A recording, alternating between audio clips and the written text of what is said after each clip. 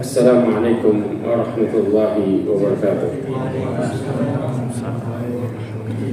Innal hamdalillah nahmaduhu wa nasta'inuhu wa nastaghfiruhu wa nasta'dihi wa na'udzu billahi min shururi anfusina wa min sayyiati a'malina.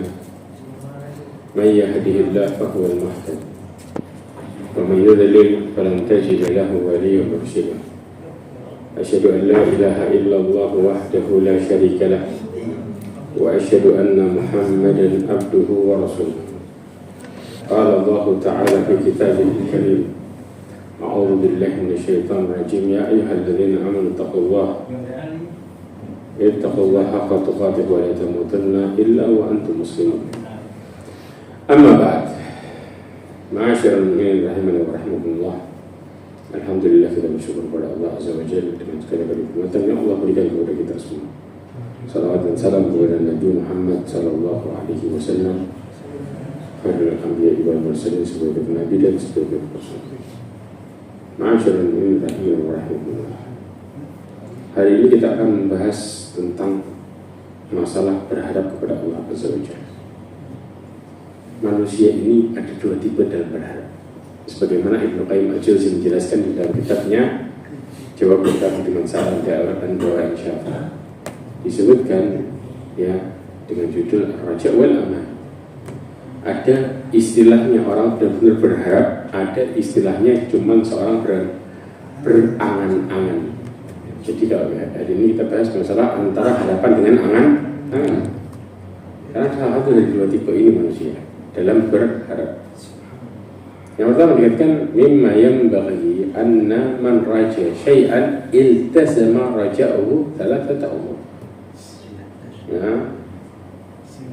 Dan apa sepantasnya bagi seseorang yang berharap tadi, mereka itu melazimkan tiga perkara. Kalau berharap secara benar-benar pasti ada tiga ini ya. Yang pertama ahaduha mahabbatu ma yarju, cinta terhadap apa yang diharapkannya ya. Jadi dia benar-benar kepingin banget ya. Yang kedua adalah wathani khaufuhu min fawatihi, takut kehilangannya, takut terlewatkan apa yang diharapkannya. Yang ketiga adalah tsalits sa'yuhu fi tahsilihi bihasbil imkan, usaha dalam mendapatkan harapannya ya dalam hal yang dia memungkinkan ya, berusaha semaksimal mungkin, istilahnya gitu. Ini kalau berharapnya benar. Wa ammar raja la yuqarinuhu syai'un min dalika fahuwa min babil amani. Kalau harapan tadi nggak ada salah satu aja dari tiga hal ini, yaitu cinta, takut kehilangan, dan usaha, maka ini termasuk angan-angan kosong, alias cuman orang duduk sambil berkhayal. Tidak ada bedanya sama orang yang berkhayal ya. Makanya di sini waraja syai'un wal aman syai'un akhar. Ya, karena Ibnu Qayyim mengatakan harapan itu adalah sesuatu tersendiri, sedangkan angan-angan itu sesuatu yang lainnya lagi. Nggak akan pernah sama antara harapan dengan angan-angan, sangat berbeda jauh. Karena yang namanya harapan disertai dengan usaha. Kalau angan-angan duduk sambil berkhayal itu angan-angan. Ya. Kemudian fakul rajin khaif, setiap orang yang berharap itu mesti takut. Wasa'ir 'ala tariq idza khafa asra as-sayr makhafat al-fawt. Ya, dan dia berusaha menjalani jalannya untuk dapat apa yang diharapkan. Kalau dia semakin takut kehilangan harapannya, maka dia akan semakin cepat dalam berjalan. Dalam usaha itu semakin gigih. Ini orang yang berharap beneran ya. Sebagaimana Allah SWT menceritakan ya, para nabi itu bagaimana mereka ketika berharap sama Allah SWT. Dalam surat Al-Anbiya ayat 90 Allah katakan innahum kanu yusari'una fil khairati yad'unana raghaban wa rahaban wa kanu lana khashi'in. Ini para nabi. Ya, Allah mengatakan sesungguhnya mereka adalah orang yang selalu bersegera dalam mengerjakan perbuatan-perbuatan baik. Nah, sebagaimana yang tadi dikatakan oleh mereka ini. Ya, sambil apa? Mereka berdoa.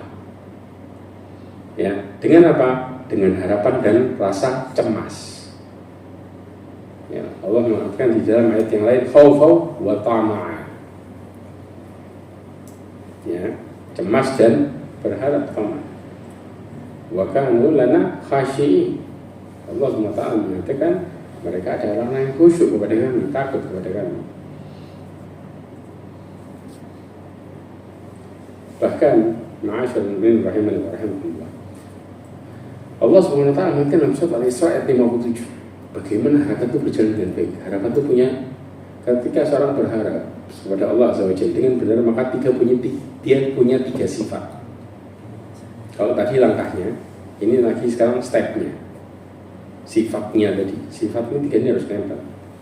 Di antaranya Allah mengatakan dalam surah Al-Isra ayat 57, ulaika alladziina yad'uuna yabtaghuuna ila rabbihimul wasilata ayyuhum aqrabu wa yarjuuna rahmatahu wa yakhafuna 'adzabah. Inna 'adzaba rabbika kana mahdura. Allah katakan orang-orang yang mereka seru itu, mereka sendiri mencari jalan kepada Tuhan mereka.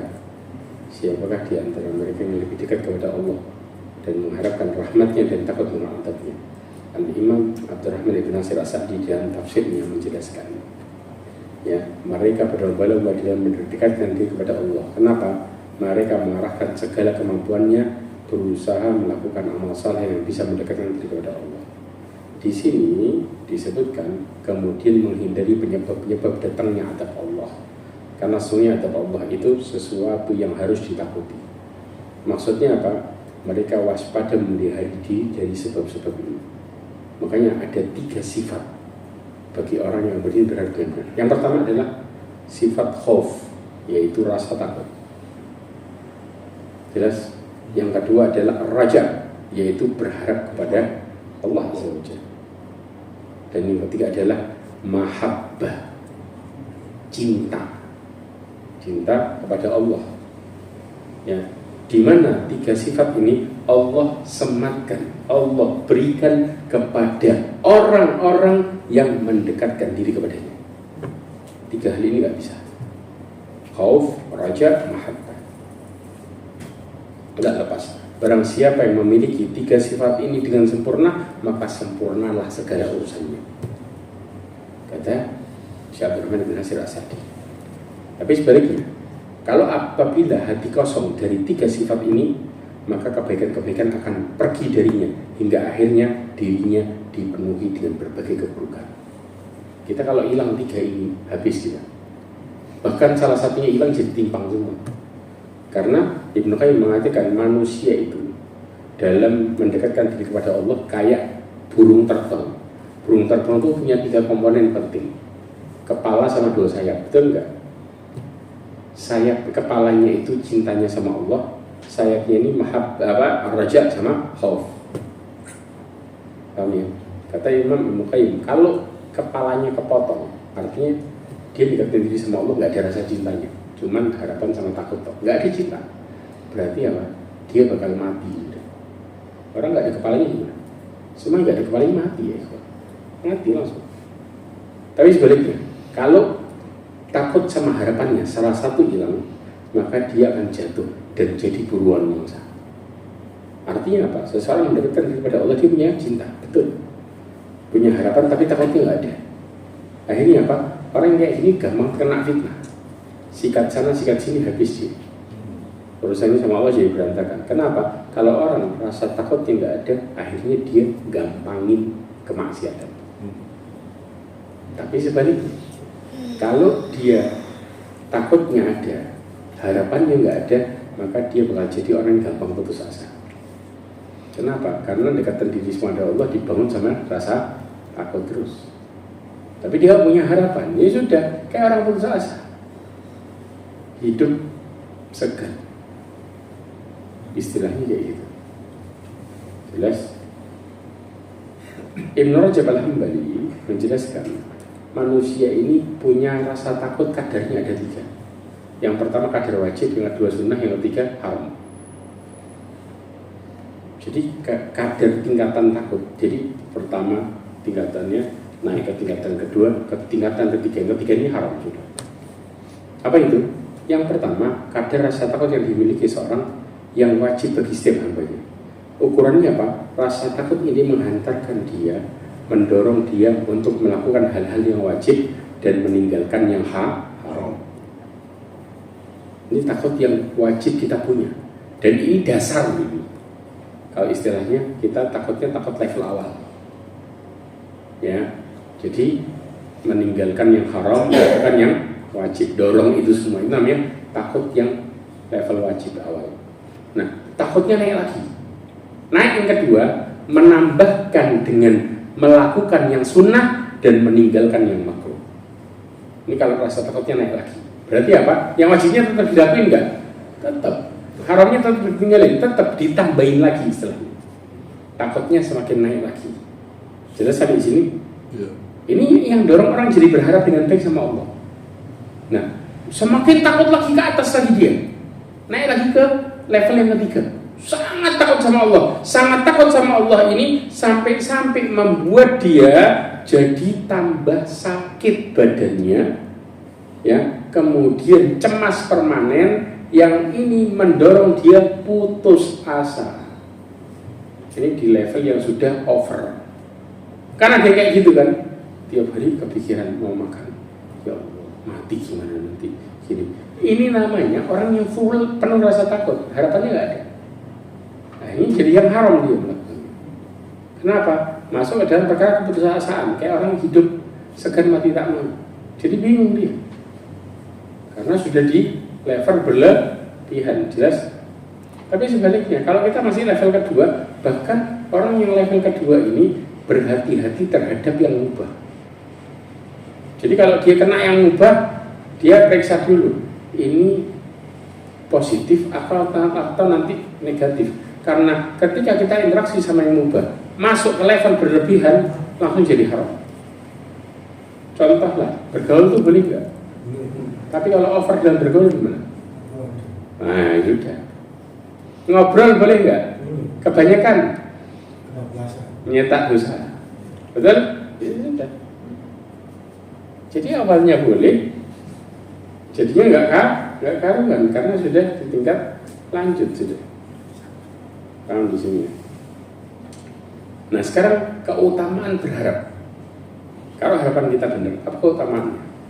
Kita bicara 5 hal aja. Ya. Keutamaan berharap diantaranya menjadikan cita-cita kita terwujud. Karena berharap sama siapa sini? Berharap kepada Allah Azza wa Jalla. Di antaranya Nabi SAW mengatakan dalam hadis yang diriwayatkan oleh Bukhari dan Muslim, dikatakan, yaqulullahu ta'ala ana inda dhanni 'abdi. Allah Subhanahu wa taala berfirman, aku sesuai dengan prasangka hambaku, persangkaan hambaku. Ketika dia berharap kepada Allah dengan kuat, Allah kasih sesuai dengan persangkaannya. Berarti cita-citanya bisa terwujud gak? Nah, dari harapannya tadi, dengan syarat harapan yang benar ya jalannya, yang disertai dengan apa? Orang-orang yang berharap dengan benar, mereka disertai dengan yang namanya cinta, takut, dan juga usaha. Ya. Yang kedua, seseorang yang berharap kepada Allah dengan baik akan memudahkan istiqomah ya, dalam ketaatan, memudahkan istiqomah. Kalau bisa ya, Allah katakan dalam surat Al-Ahzab ayat 21. Ayat ini insya Allah kita semua hafal. Apa? Laqad kana lakum fi Rasulillahi uswatun hasanah. Bagi siapa? Liman kana yarjullah, perhatikan, wal yawmal akhir wa dzakarallaha katsiran. Ini ayatnya perhatikan baik.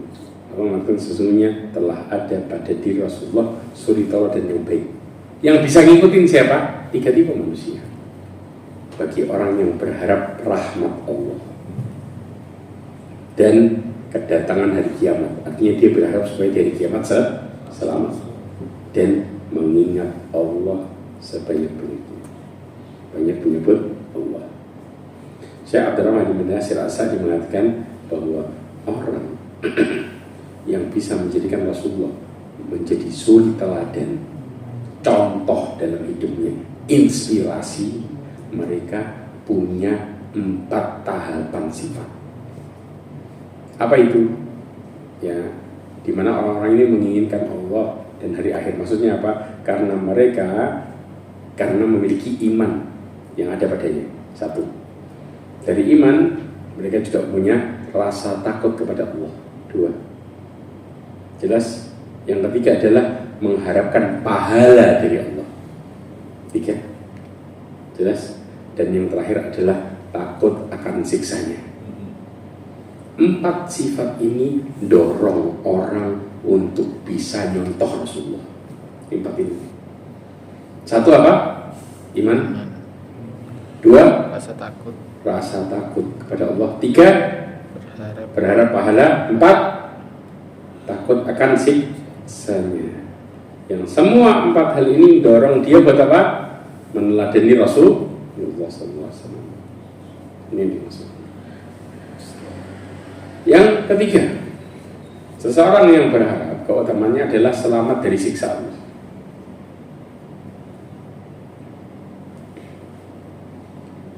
Nabi SAW bersabda di dalam hadisnya 3 hari sebelum meninggal.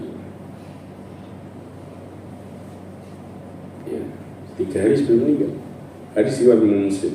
Rasulullah mengatakan, la yamutanna ahadukum illa wa huwa yuhsinu dhanna billahi azza wa jalla.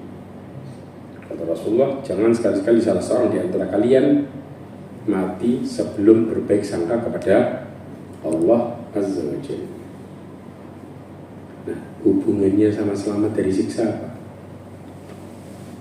Hadis ini diterangkan dengan hadis yang lain yang diriwayatkan oleh Imam Ibnu Majah dan Imam Tirmidzi. Disebutkan dakhala Rasulullah sallallahu alaihi wasallam al-rajulin wa huwa fil maut. Rasulullah SAW mendatangi seorang pemuda dalam kondisi sekarat di akhir ajalnya.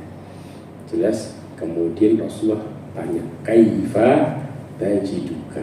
Kata Rasulullah, ya, bagaimana keadaanmu? Maka pemuda ini mengatakan, arjullah wa khafu dunubi. Kata dia, saya ini berharap sama Allah, berharap rahmatnya. Ini ujung hidup ini, dan aku takut sama dosa. Apa kata Rasulullah SAW?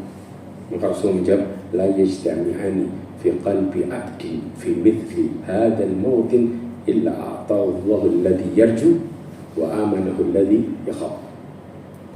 Dikatakan tidaklah 2 sifat ini kumpul di hati orang kayak model keadaan sekarang kayak gitu dalam posisi sekarang, kecuali Allah akan berikan harapannya dan diamankan dari rasa takutnya.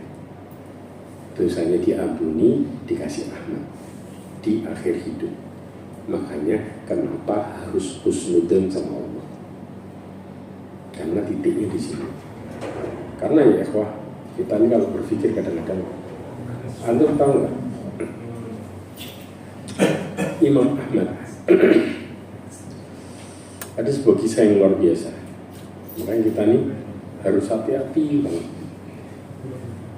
Pernah suatu saat, ya, Imam Ahmad waktu itu dalam kondisi di akhir hidupnya, tiba-tiba Imam Ahmad teriak-teriak, belum. Ya, kisah ini disebutkan di dalam kitab Al-Bidayah wa Nihayah. Ibnu Katsir. Ya, kata anaknya, ngelihat bapaknya kayak gini, tanya, pas sadar, ini dalam posisi apa? Ketika mau meninggal. Belum tuh, kayak mimpi, belum. Kemudian bangun sadar, kata anaknya, mengatakan, kenapa wahai bapakku? Kata Imam Ahmad apa? Ya bunayya, inna iblis waqif bizawiyatil bait. Naudzubillah. Anakku, iblis itu tadi berdiri di pucuknya rumah. Sambil ngapain? Wah itu nala usboi. Dia gigit jarinya. Kayak tanda iblis itu sudah putus asa. Acting iblis luar biasa. Sambil mengatakan, Fuddan ya Ahmad, engkau sudah lulus dari fitnahku wahai Ahmad. Dari percobaanku kau sudah lulus. Kata Imam Ahmad mengatakan, La ta'ad, belum. Kenapa? Tahu apa pelajarannya? Kalau kita sadar dengan makan, oh iya benar, bangga diri kan, habis akhir hidup kita, selesai. Segitunya iblis mendorong orang buat gimana mati suul khotimah. Kelasnya Imam Ahmad, iblisnya acting gimana caranya biar hatinya hamilnya meleng. Kebayang ya, ini ngerinya kayak gini, hidupnya kayak gini. Maka kalau kita nggak berharap sama Allah, habis kita. Di akhir hidup kita gampang tutup suul khotimah. Karena beda tipis. Kenapa? Kok orang bangga diri itu ujub tuh nutup hidayah, ngabisin semua. Nah, akhirnya ngerasa, amal soleh saya banyak, selesai sudah.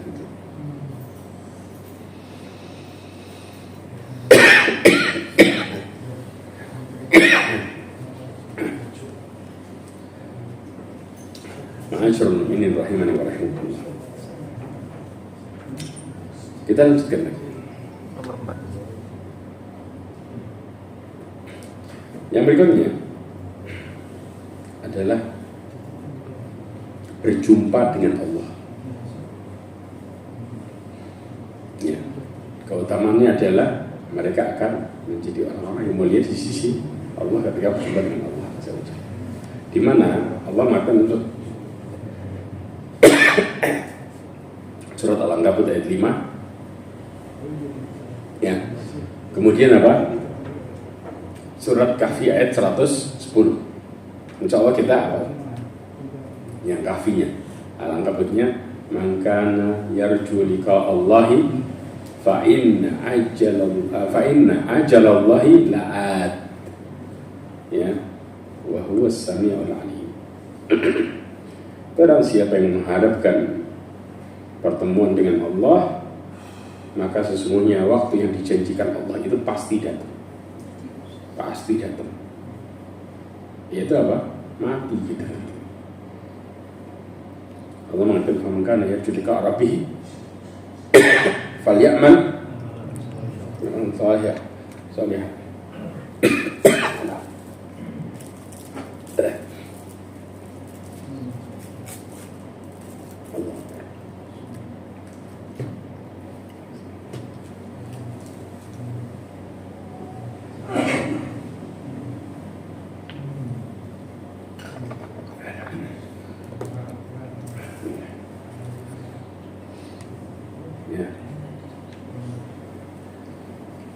Wala yusyriku bi ibadati rabbih ahad. Kemudian yang kelima adalah terhindar dari putus asa. Kalau orang berharap dengan Allah dengan baik, maka mereka akan terhindar dari putus asa. Sebagaimana hadis Nabi SAW yang diriwayatkan oleh Muslim dari Abu Hurairah radhiyallahu anhu, Rasulullah SAW mengatakan, "Lau ya'lamul mu'minu ma indallahi minal uqubati ma tama'a bi jannatihi ahad."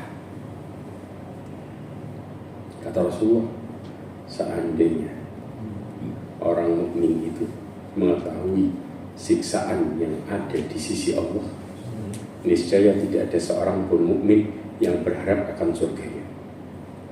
Apa maksudnya? Mereka nggak tahu neraka. Ya, mereka berharap untuk selamat dari neraka itu lebih gede, luar biasa dibanding dengan harapannya terhadap surga. Saking dahsyatnya luar biasa neraka. Karena orang yang kadang-kadang merasa sudah punya kunci surga, kira-kira buat beramal soleh gampang apa susah? Susah. Soro nemen susah. karena mereka adalah orang-orang yang nggak punya rasa takut. Tapi kalau sudah takut, mereka itu sangat berharap untuk diselamatkan dari api neraka. Sangat-sangat besar harapan mereka. Tapi sebaliknya, walau ya'lamul kafiru ma indallahi minar rahmah. Kalau seandainya orang kafir tahu rahmatnya Allah Azza wa Jalla, maka nata min jannatihi ahad. Maka niscaya orang kafir itu tidak akan pernah putus asa dari surganya Allah. Kalau tahu rahmatnya Allah luas, otomatis apa? Mereka akan berharap sangat kepada Allah Azza wa Jalla, berharap kepingin merasakan masuk Islam, berharap kepingin perbaiki diri. Karena begitu luas rahmat Allah, seberapa besar pun mereka bermaksiat, mereka akan berharap ampunan Allah begitu besar. Paham di sini? Tapi sebaliknya orang mukmin gak bakal merasa kemudian, oh pahala saya banyak, kalau gitu masuk saya masuk neraka. Gak bakal berpikir sebaliknya. Orang kafir yang punya kemaksiatan seumur hidup berlebihan, mereka ingkar sama Allah, mereka adalah orang-orang yang menyuruhkan kebencian luar biasa dan lain sebagainya, maka niscaya mereka akan berharap kepada Allah yang besar, karena rahmat Allah itu luas. Paham di sini? Ini yang dimaksud. Nah, cara menumbuhkan harapan, gimana caranya? Ada beberapa poin. Yang pertama, kita harus ingat baik-baik bahwa nikmat Allah itu dan anugerahnya sangat luas. Sebagaimana Allah berfirman dalam surat Hud ayat 6, Allah mengatakan, wa ma min dabbatin fil ardi illa 'ala Allahi rizquha.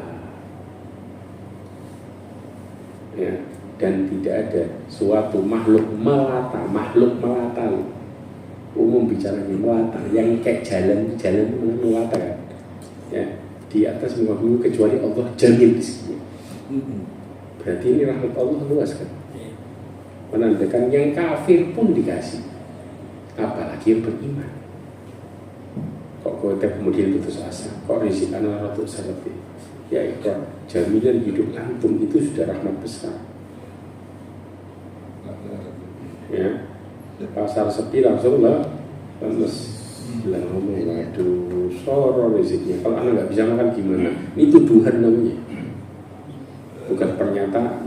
Antum nuduh Allah nggak ngasih rezeki. Padahal saat sepi-sepinya pasar masih bisa makan nggak? Ya sudah. Lah kok lemes kan?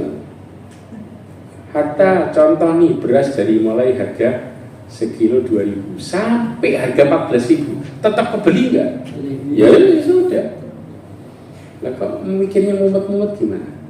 Yang ngasih rezeki Allah mau harganya 30.000, subhanallah, Allah akan buat kita tetap kebeli. Betul nggak? Ya sudah, subhanallah. Itu rezeki yang ngatur Allah ya. Bukan yang ngatur peluang dari kita pintar-pintar nyari peluang gimana? Nah, kayaknya pasarnya sekarang pakai model apa? Perakiraan cuaca modelnya. Nah, ini pasarnya sepi ini, awannya dekat gini lah. Ini namanya manusia hidup soros berdiri ya. Baik. Alhamdulillah. Yang berikut yang kedua adalah menghayati. Perhatikan baik-baik.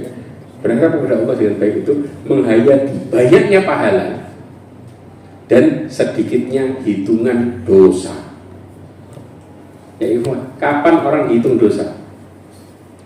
Satu peluang. Kapan orang dihitung dapat pahala? 3 peluang. 1 lawan 3. Satu peluangnya apa? Melakukan. Persis. 3. Niat. Terus? Melakukan. Terus? Tuh. Yang ketiganya ninggalin maksiat. Oh,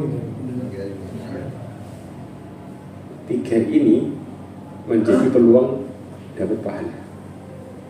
Rasulullah mengatakan dalam hadisnya, hadis qudsi yang diriwayatkan Imam Bukhari dan Muslim, dikatakan, yaqulu Allah Ta'ala idza arada abd ayya'mala sayyi'atan fala taktubuha alaihi hatta ya'malaha. Kalau hambaku kepingin maksiat, pengen toh, belum ngelakuin, jangan ditulis sampai ngelakuin. Gak ada catatan, ya sudah. Antum batin dalam hati mau 1000 kali, kayaknya zen gini. Batin tok nih, yang penting aja ucap lah. Mau batin sampai kesel. Yang penting jangan ucap sudah. Ya, kalau ucap kena gitu. Nggak ucap batin tok. Nggak kena. Ya, namanya istilahnya hadithul qalb. Itu apa? Besitan hati. Omongan hati. Ya. Tapi fa'in amilaha faktubuha bimithliha. Kalau ngelakuin ngomong, ucap dan nilainya, maka tulis sebanding sama dosanya. Lihat rahmat Allah, salah satu gitu satu. Muncul pertanyaan. Lah kalau kayak gitu, kenapa nerakanya belum? Kok banyak masuk neraka? Ada yang bisa jawab nggak? Qalilun min ibadiyas syakur. Artinya Sedikit orang yang bersyukur. Jadi walaupun mukhalafahnya banyak yang tidak bersyukur. Kalau tidak bersyukur itu diantara hasilnya sebenarnya. Intinya itu jalannya tauhid. Gini, ya ikhwah, selama ini orang kan termotivasi melakukan kebaikan. Pertanyaannya, kebaikan kebanyakan karena siapa? Kalau karena Allah, surganya banyak. Karena siapa? Karena manusia. Persis. Ini yang jadiin amal soleh jadi buruk. Betul? Yes. Ya karena itu yang kembali. Hatta orang baiknya nyemplung karena niatnya dia, dohirnya dia melakukan ibadah, batinnya rusak karena gak lillahi ta'ala. Sedangkan Allah kasih tulisan catatan kebaikan wa in tarakaha min ajli. Berarti kan kebaikan. Kalau dia tinggalin maksiat karena Allah. Berarti kan kebaikannya faktubu halahu hasanah. Tulis satu kebaikan sempurna. Karena Allah. Ini syaratnya ini enggak ada. Antum tinggalin maksiatnya kenapa? Karena nanti kalau dilihat orang tidak enak lah. Kemana selama ini? Hatta datengin orang, anak tidak enak sama saya panah kalau nggak datang. Dari mana karena Allahnya? Kemana selama ini kita? Datengin orang nggak enak, ninggalin tidak enak, kabeh tidak enak. Soalnya kita tidur nyenyak, kita nggak bisa rekut. Allah buat hidup kita berantakan gara-gara apa? Allah yang kasih, tapi dia nggak enak sama orang. Yang ngasih semua Allah loh. Bangun tidur pakai fasilitasnya Allah, rekut kasurnya dari Allah, istilahnya gitu lah. Gampang. Dia bisa rekut, siapa yang ngasih bisa rekut? Allah yang ngasih. Tapi niat kita karena orang semua. Gimana Allah nggak mau murka? Ini yang menjadikan hidup kita kelihatannya baik-baik saja, ujungnya su'ul khatimah. Kalau sampai Rasulullah mengatakan warajul ya'mal bi amali ahli jannah.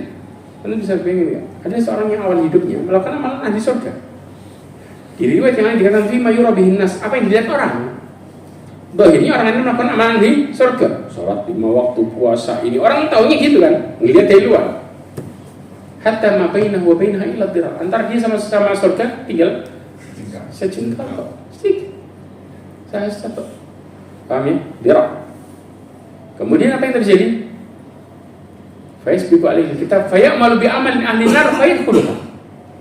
Kitab mendahulunya, ujung-ujungnya melakukan amalan ahli neraka, dia masuk ke dalam neraka. Nyemplung. Artinya lah kok bisa sih? Ya iyalah.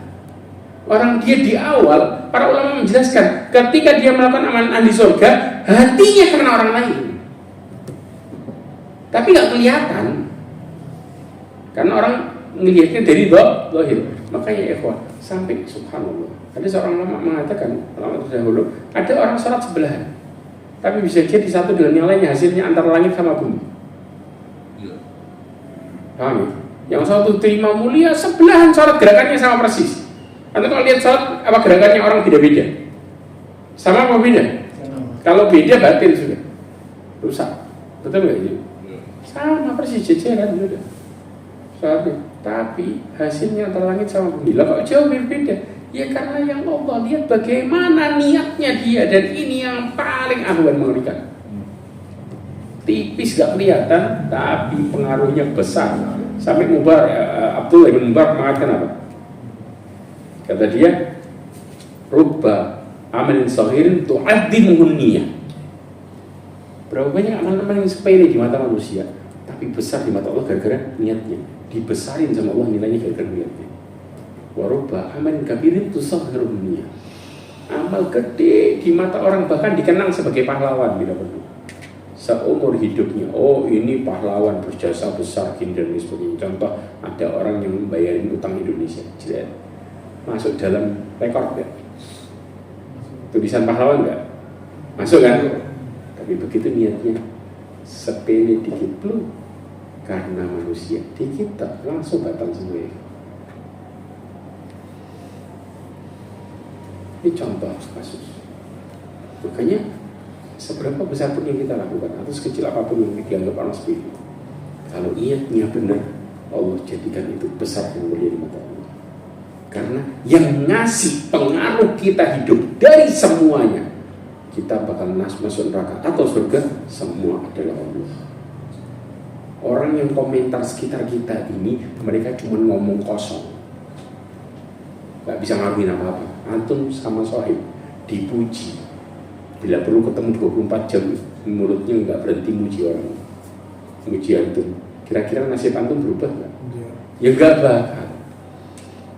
Istilahnya cuma angin ngawas, beres. Tapi apa? Hati kita ketipu. Ya salah, berarti anak ini khoyir ya. Habis sudah ya. Habis. Ngerasa yang muji satu, ya, yang nyukain sedunia. Terjadi ya? Waduh, anak paling khoyir ya.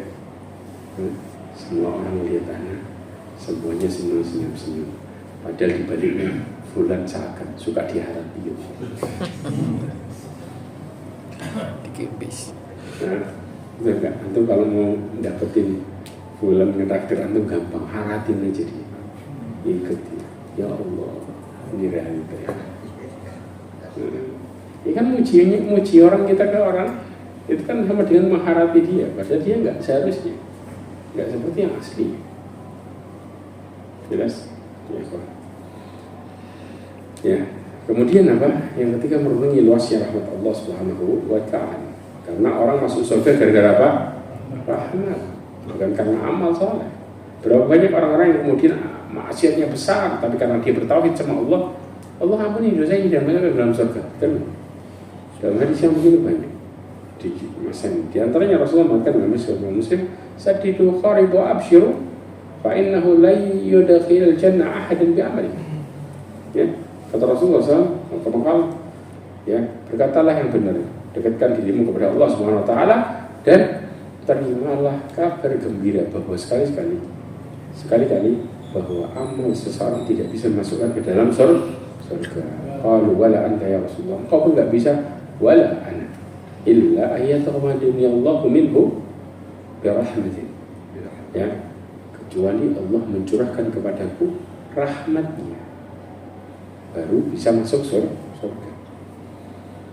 Kemudian juga yang keempat adalah melihat luasnya ampunan Allah Subhanahu wa Ta'ala. Dalam hadis riwayat Imam Ahmad disebutkan sesungguhnya iblis mengatakan kepada Allah Azza wa Jalla, wa bi izzatika wa jalali, demi kemuliaanmu dan keagunganmu. Bayangin, iblis bersumpah. Apa kata iblis? La abrahu uhuya ibn Adam madamatil arwahu fihi. Aku akan terus nyesatin anak Adam selama rohnya masih ada di badannya. Sampai mati baru berhenti. Selama hidup punya roh disesatin terus gak berhenti. Ini iblis nyumpah atas nama Allah. Maka Allah pun bersumpah atas nama dirinya sendiri. Kata Allah jawab, qala Allah wa bi izzati wa jalali, demi kemuliaanku dan keagunganku, kata Allah, la abrahu aghfiru lahum mastaghfaruni, aku akan terus ampuni mereka selama mereka minta ampun sama aku. Perhatikan jawaban Allah ke iblis. Apapun dosa kita selama minta ampun, Allah ampuni terus. Yang penting ampun, diampuni kapan pun. Makanya kenapa? Ya, ketika di akhir hayatnya Fir'aun itu ditutup mulutnya, disumpel pakai tanah sama Malaikat Jibril. Karena malaikat Jibril tahu luasnya rahmat Allah. Ini orang ini tobat langsung diampuni. Mau dosanya segede apa? Masalahnya, kenapa Allah mengizinkan? Ya, malaikat Jibril nyumpal pakai tanah karena tobatnya dia telah. Allah mengatakan walaysa tawbatul lil ladzina ya'maluna sayyi'at hatta idza hadara ahadahumul maut qala inni tubtu al-an wal ladzina yamutuna wa hum kufar. Allah katakan apa? Kalau Rasul juga mengatakan hadisnya malat yukharja. Ya. Selama nyawa belum sampai ketika tenggelam, kata Allah, taubat itu bukan bagi orang-orang yang melakukan kemaksiatan. Ketika datang kematian, mereka mengatakan saya tobat sekarang. Ketutup, nggak bisa. Ya, dan tidak bagi yang mati dalam kondisi kafir. Jelas ini. Ya. Ada sebuah kisah. Saya tutup dengan kisah. Sudah habis waktunya? 3 menit. 3 menit. Masih? Kemarin masih di 3 menit. 3 menit. Oke. Ada di dalam kitab Al-Bahrul Madid. Orang kalau sudah berharap sama Allah Azza wa Jalla dan dengan ilmunya dia takut sama Allah. Ada kisah tentang, mungkin saya pernah cerita belum, tentang pemuda penuntut ilmu yang tinggal di daerah namanya Fas. Pernah kan? Fas. Ya. Suatu hari ada ibu keluar sama anak perempuannya cantik, jelita. Pernah ya? Sudah pernah berarti? Di sini belum. Di sini. Siapa jadi tutup ini di sapi ini mungkin bisa. Oh gitu. Ya. Di sini belum ya? Ya udah. Kita lanjutin maksudnya. Bagi yang belum mungkin. Ya. Anak perempuannya ini ketinggalan dari ibunya. Sampai akhirnya apa? Sampai malam. Nyari ibunya ada ketemu. Malam. Nah, ini sudah dia bingung nih. Bingung mau kemana, jalan pulang, nyari nanti ketemu orang diganggu.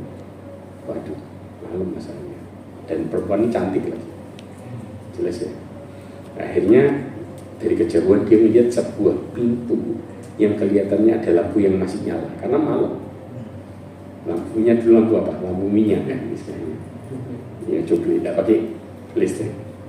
Ya kan? Kemudian dia ngintip di balik pintunya.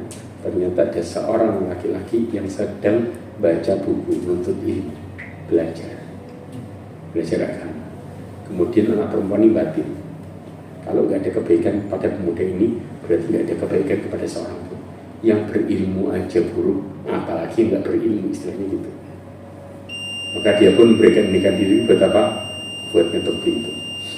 Kemudian dijawab, dibukain sama pemuda ini. Kemudian perempuan ini ngomong, ya saya ini sama ibu saya ketinggalan ibu saya cari ibu saya kemana-mana gak ketemu.